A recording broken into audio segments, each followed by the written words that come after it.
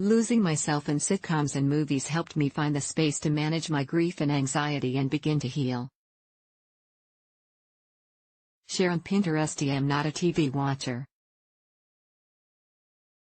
In fact, I'm actually usually vehemently anti-TV, a fact that my disgruntled middle schooler can attest to. I don't find it relaxing. I can't seem to sit through a show without getting twitchy about the hundreds of other productive things I could be doing, and if I do watch it, I always seem to find myself left with an inexplicable headache.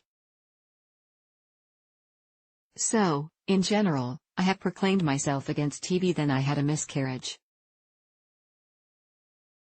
followed by another one.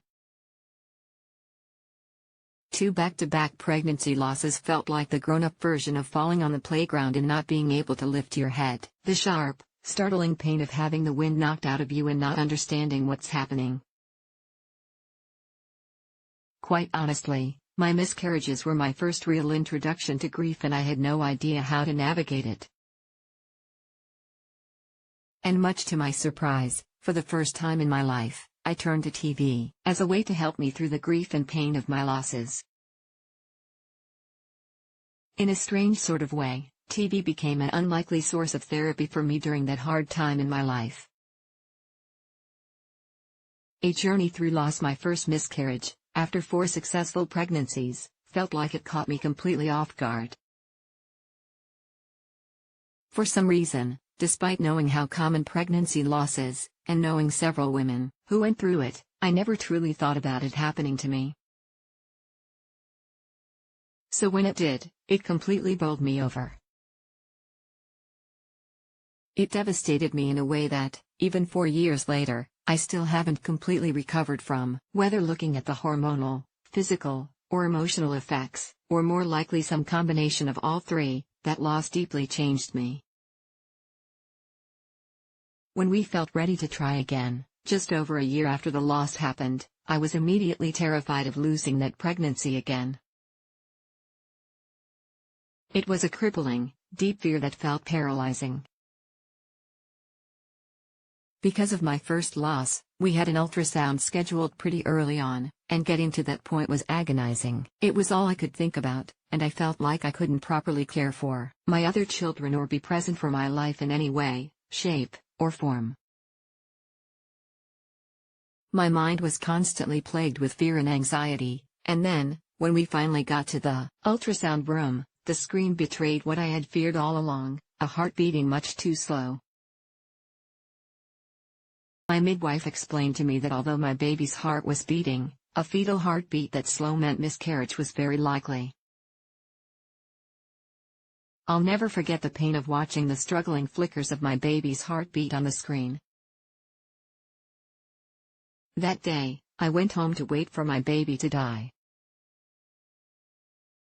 The wait was agonizing, because there was a heartbeat. It became a torturous waiting game.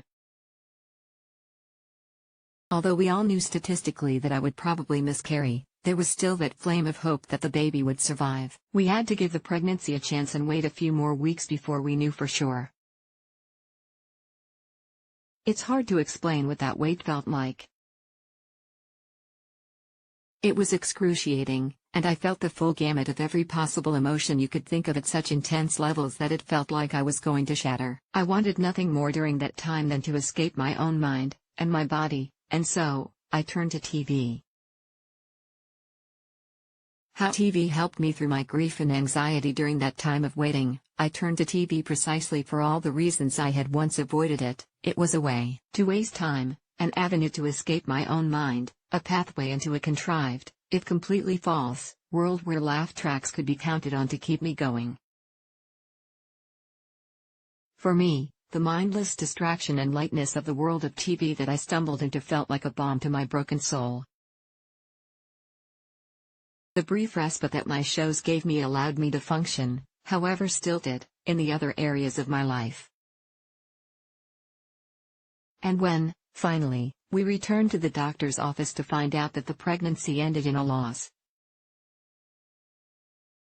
I turned, once again, to TV to help me find a shred of lightness to cling onto. Surprisingly, I found out that I'm not alone in having used TV to cope with a miscarriage.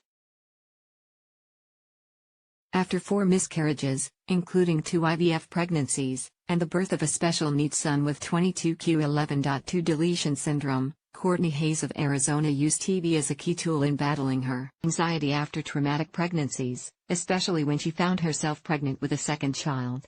Lots of Netflix and distractions, she says of how she coped with her fears during that pregnancy. The quiet moments are when it can be consuming. I would go on to find out exactly what Hayes meant when, a year after my second miscarriage, I was pregnant again, and the fear and anxiety I felt was overwhelming. I felt like I was going to explode out of my own skin with worry, and on top of it all, I had crippling morning sickness that was so severe even brushing my teeth or taking a shower made me puke. All I wanted to do was lay in bed, but laying down brought the demons of fear and anxiety to a head. And so, the bomb of TV once again entered my life. Whenever my husband was home to take over kid duty, I retreated to my room and binge-watched every show you could think. I gorged myself on feel-good shows like Fuller House and Friends and classic movies I had never seen, like Jerry Maguire and When Harry Met Sally. I avoided any show that hinted of babies or pregnancy, and when Call the Midwife showed up as a new season, I almost cried. But overall, those hours holed up in my room, anchoring myself on the one thing I had the energy to do, watch a show, felt like they got me through. Now, I'm not an expert on miscarriage or navigating grief. Not trained in the best way to get through the obvious anxiety or maybe even slight PTSD that, looking back, I was probably experiencing. But what I do know is that sometimes, as moms, we do what we can to survive with the mental health resources we have at our disposal. Amy Schumann, MSW, LICSW, DCSW, a counselor at Western New England University, explains that there are many different things that someone may find comforting in times of grief and loss, from aromatherapy to calming music to weighted blankets. In my case, turning to TV to help me cope with my emotions was actually a form of comfort. A lot of people find certain shows comforting, she says. It can be like their weighted blanket. While there's no wrong or right way to move through the stages of grief and loss, Schumann reminds us that it's key to be aware that if the coping mechanism is prohibiting you from living your life or incapacitating you in any way, or it goes on for an extended period of time, it's no longer a healthy way of dealing with your emotions. Once it starts getting in the way of your ability to function, then it may be something you should see a professional about, she says. And while I encourage any of you reading this to please talk to your doctor about all your emotions while going through and after a pregnancy loss, and any subsequent pregnancies after, I just wanted to share my story to say that you're not alone if you find yourself simply searching for a way to numb your emotions for a little while to make it through. Finding peace, because the good news at the end of all this struggle is that I did make it through. I use TV a lot as a way to cope and distract myself from all my fears and worries and the physical hardships of the first trimester of my pregnancy after the miscarriages, but when I made it through those initial 13 weeks, it felt like the fog began to lift. I struggled with anxiety throughout the whole pregnancy. I worried constantly about losing my baby, but after the first trimester, I didn't need the mindless distraction of TV like I once had. And after I made it through, so to speak, and delivered my rainbow baby, I'm now walking a different road in the journey of pregnancy loss. Because I firmly believe, there is no end, just a road we all walk differently. Now I can look back at my experience and give myself grace.